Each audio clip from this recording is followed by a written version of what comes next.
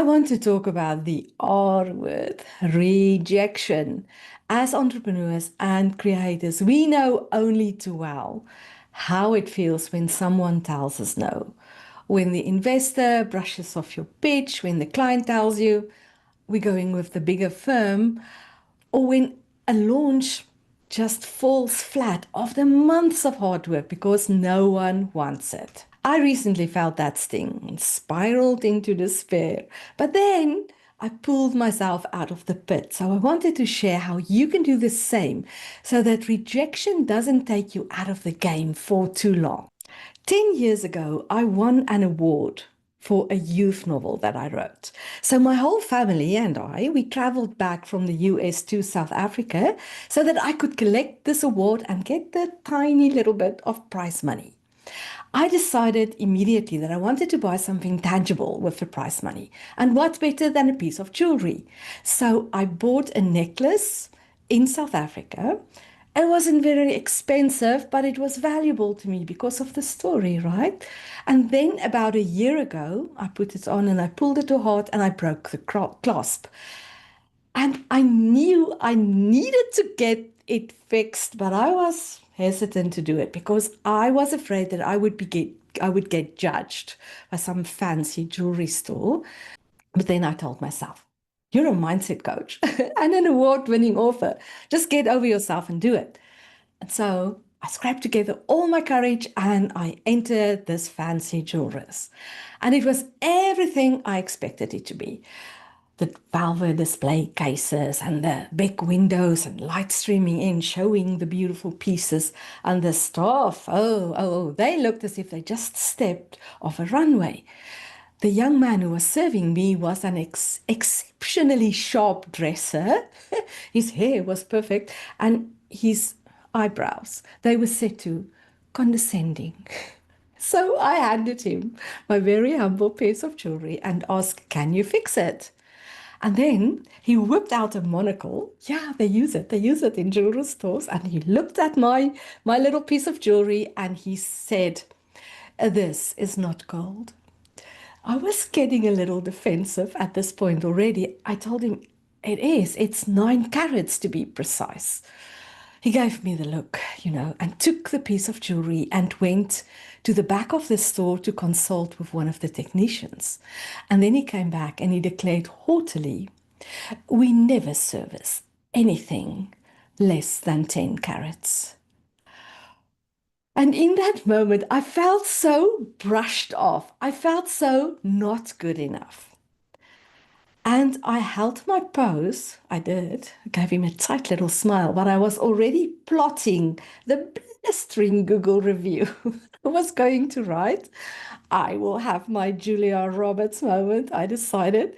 Remember that scene from Pretty Woman when she returns to the store where they were so snooty with her and she tells him, big mistake, big. So I knew exactly how I would start my review. It would be with those beautiful words of Maya Angelou's. People will forget what you said. People will forget what you did. But people will never forget how you made them feel. And it's true. At that point, I couldn't even exactly remember the clerk's words. I couldn't remember exactly how his brows arched.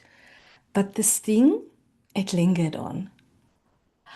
But then I checked myself and I realized, beautiful as Maya's words are, they do not tell the full story.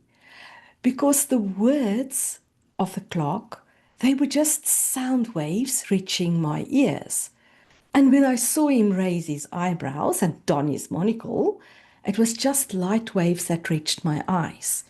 They were neutral stimuli that entered my brain until I attached meaning to them.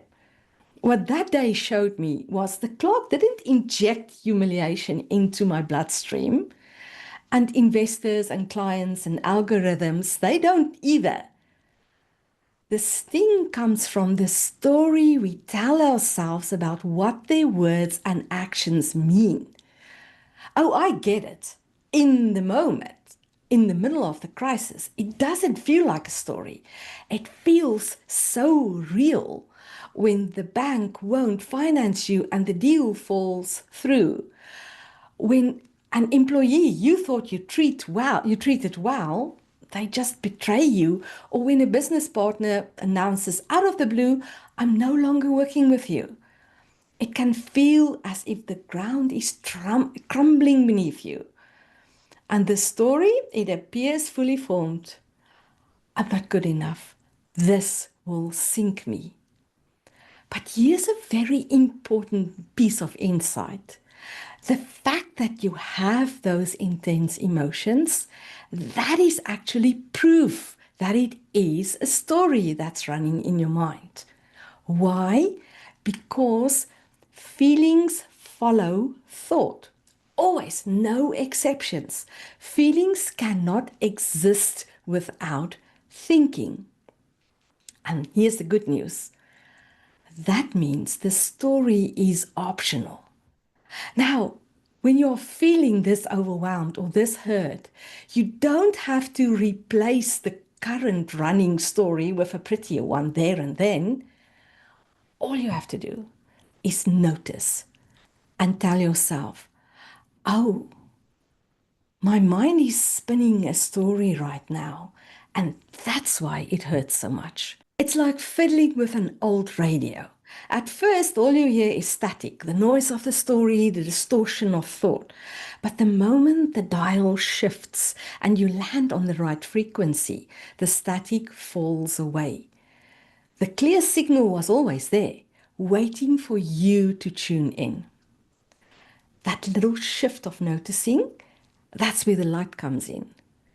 That's where the choice begins. Eleanor Roosevelt said it best. No one can make you feel inferior without your consent. And that's the heart of it.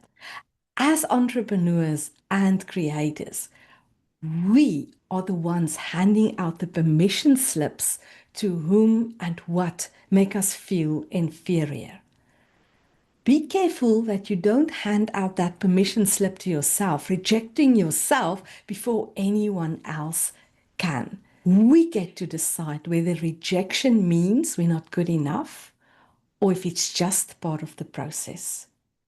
You want to turn the lead of self-doubt into the gold of self-trust. Or to return to our radio metaphor, you want to tune the dial till you get to that clear frequency of your own inner wisdom. Now, if you ever experienced a business setback and you thought to yourself, how will I ever bounce back from this? You have to watch my video on the miraculous comeback of Russell Brunson. I will link to it here.